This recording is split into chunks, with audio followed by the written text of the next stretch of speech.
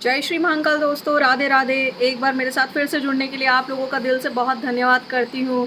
आप लोगों ने जिस तरह से मुझ पर प्यार, स्नेह और अपार भरोसा दिखाया है, तो मैं कोशिश करूँगी कि आप लोगों के सामने ज़्यादा से ज़्यादा अच्छी चीज़ों का प्रचलन करूँ और गलत चीज़ों को उजागर करूँ। तो आज जिस संबंध में हम लोग बात करने वाले हैं, जिस टॉपिक पे हम लोग बात करने वाले हैं, वो बात करने वाले हैं माँ धूमावती माता के बारे में। माँ धूमावती माता 10 महाविद्याओं में से सब एक माता है जो 7वें नंबर पे विराजमान है और इनका शास्त्र रुदामल में उल्लेख किया गया है।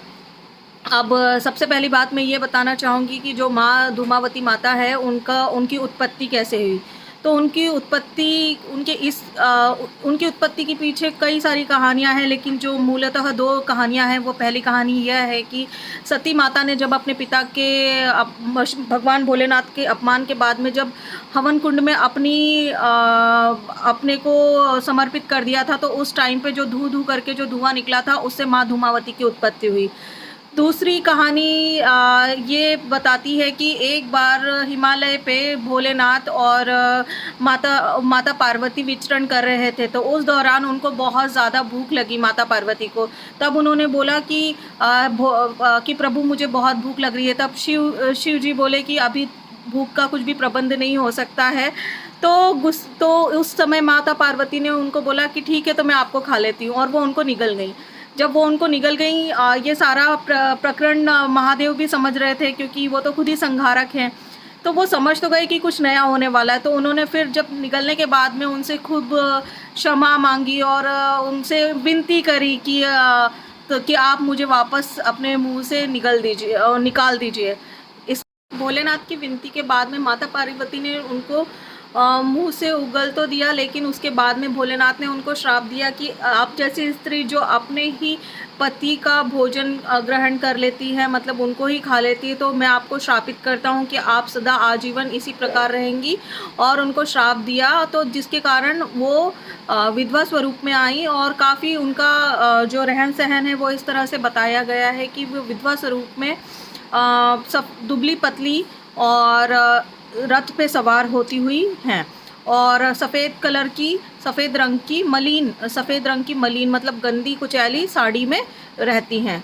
उसके बाद में जब इनका जो विवरण है वो शास्त्र रुदामल में बताया गया, तो ये जिस तरह के लोग, कुछ लोगों को धन, धान्य, विद्या और शत्रुओं से अगर परेशान है, तो वो माँ धूमावती की साधना कर सकते हैं।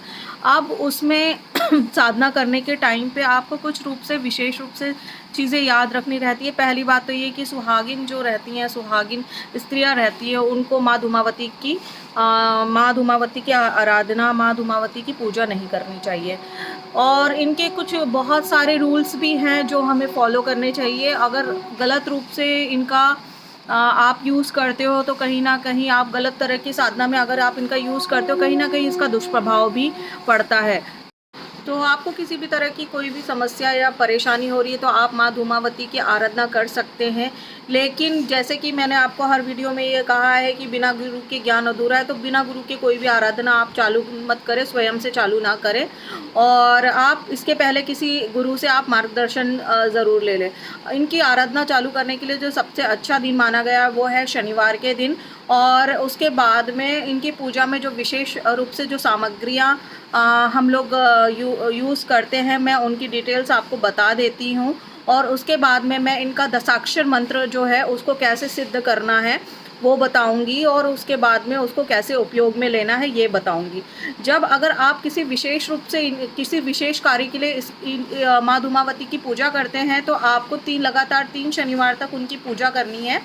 उसके बाद में आपको करना क्या है कि जिस दिन आप पहला शनिवार को पूजा करने बैठेंगे, तो सबसे पहले कुछ विशेष रूप से जो सामग्रियां हैं, उनको सफ़ेद रंग अति प्रिय है। जब आप उनकी आराधना चालू करते हैं, तो उनकी जो सामग्रियां हैं वो कुछ इस प्रकार से है कि उनको सफ़ेद रंग अति प्रिय है। तो आपको सफ़ेद रंग का कोई फूल लेना चाहिए पूजा के दौरान। अगर आँख का फूल मिल जाता है तो बहुत अच्छी बात है। उसके बाद में सफ़ेद कलर के वस्त्र धारण करने कलर के वस्त्र धारण करने चाहिए, केसर लेना चाहिए, अक्षत लेना चाहिए, घी लेना चाहिए, सफ़ेद तिल का प्रयोग करना चाहिए, धतूरा, आक, जौ, सुपारी, दुर्वा, गंगा जल, शहद और कपूर में आप हमेशा जब भी कपूर यूज़ करें पूजा में, तो मैं आपको सलाह दूंगी कि बिल्कुल आप हमेशा भीमसेनी कपूर ही यूज़ करें। उसके बाद में सफ़ेद चंदन, नारियल और पंचमेवा को पूजा में शामिल करें। उसके बाद में अगर आपको शत्रुओं के लिए करना है तो साथ में इसके लिए आप काला उड़द भी रख लें, कि आपको लग रहा है कि कोई शत्रु परेशान कर रहा है तो आप काला उड़द भी रख लें। अब पूजा में एक आप दीपक जलाइए जिसमें आप माता के जो ये सामान है, और धूमावती माता का फ़ोटो भी मिल जाता है, और नहीं है तो आप पार्वती माँ का आप फ़ोटो ले लीजिए और उन्हीं के आप विनती करिए कि आपके हम रौद्र रूप की पूजा कर रहे हैं। ठीक है, तो अब आपको आसन बिछाना है, माता का फोटो रखना है, एक मिट्टी का दीपक ले लेना है। मिट्टी के दीपक में आपको चौमुखी दिया लगाना है। दिया सरसों के तेल का है, जलाना चाहिए, या फिर चमेली का तेल का, क्योंकि शनिवार है तो चमेली का तेल आप यूज़ कर सकते हो और सरसों का तेल भी यूज़ कर सकते हो। तो आपने जब चौमुखी दिया जला लिया है, उसके बाद में सारी सामग्री माँ को फूल अर्पित करें, माँ को आग, फल, फूल और सफ़ेद कलर के वस्त्र भी अर्पित करें। उसके बाद में जो इनका दशाक्षर मंत्र है, धूम धूम धूमावती स्वाहा, धूम धूम धूमावती स्वाहा, इस मंत्र को आप पहले जप करके कम से कम मिनिमम आप 51 माला से इसको सिद्ध कर लीजिए। और उसके बाद में इस मंत्र का प्रयोग आप शनिवार के दिन में, उसके बाद में आपको शनिवार के दिन में इस मंत्र का प्रयोग करना है। मंत्र प्रयोग करने के बाद में अगर आपको धन धान्य वाली चीज़ें करनी है तो आप नॉर्मली इसको आप नॉर्मली इस मंत्र को 108 माला करेंगे। लेकिन अगर आपको विशेष रूप से कुछ शत्रुओं का प्रॉब्लम है, या कोई आपको लग रहा है कि आपकी लाइफ में कोई प्रॉब्लम है, तो उसमें आप एक चीज़ और ऐड कर सकते हैं कि ये जब आप दीपक प्रज्वलित करेंगे तो उसी टाइम पे आप शत्रुओं के नाम की पर्ची जिन पे आपको डाउट है वो बना के उसको दीपक के नीचे रख लीजिएगा। जब आप उसको दीपक के नीचे रख लेंगे और जब आपके पूरे मंत्र पूजा उच्चारण हो जाएगा, इसका समय है रात्रि 11 बजे से लेके 12 बजे के बाद में भी आप इसकी पूजा कर सकते हैं, इस मंत्र का उच्चारण कर सकते हैं, लेकिन दिन शनिवार लगना ही चाहिए। तो इसलिए मैं आपको सलाह दूंगी कि आप लोग 11 बजे ही चालू करें। अब करना क्या है कि आपने जब 108 माला इसकी कर ली है इस मंत्र की, धूम धूम धूम धूमावती स्वाहा की, उसके बाद में जो पर्ची बनाई हुई है, पूजा होने के बाद में उस पर्ची को आप जला दीजिए, जो दिया जलता है उसे जला दीजिए, और उसकी जो राख है उसको आप इकट्ठा कर लीजिए। उसके बाद में जब आप पूजा करते हैं तो जो काले उड़द लिए थे, तो उस काले उड़द में वो जो राख है उसको मिला के आप उन शत्रु के दरवाजे पे डाल सकते हैं, तो इससे शत्रुनाशक में भी मदद। और उसके बाद में आप उनके दरवाजे पे, शत्रुओं के दरवाजे पे डाल सकते हैं। पर्चियाँ मल्टीपल हो सकती है, अगर आपको लगता है कि आपके बहुत सारे लोगों से प्रॉब्लम्स है या आपको बहुत सारे लोग प्रॉब्लम दे रहे हैं, तो मल्टीपल पर्चियाँ हो सकती है, उसमें कोई दिक्कत वाली बात नहीं है। इतना करने के बाद में जब भी आप वापस लौट के आए तो आप अपना हाथ पैर धो लें, मुँह धो लें, और उसके बाद में पानी पी लीजिए।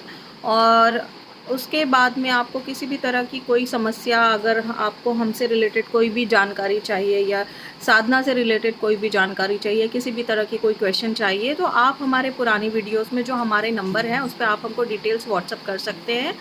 और हम आपकी हमेशा सेवा में तैयार हैं, और एक क्वेश्चन का हम लोग फ्री में आंसर देंगे। वो क्वेश्चन कुछ भी हो सकता है, अगर आप तंत्र मंत्र से रिलेटेड भी कुछ जानना चाहते हैं, और यहाँ तक कि न्यूमरोलॉजी, एस्ट्रोलॉजी से भी रिलेटेड कोई भी क्वेश्चन है आपका, तो आप कमेंट करके हमसे पूछ सकते हैं।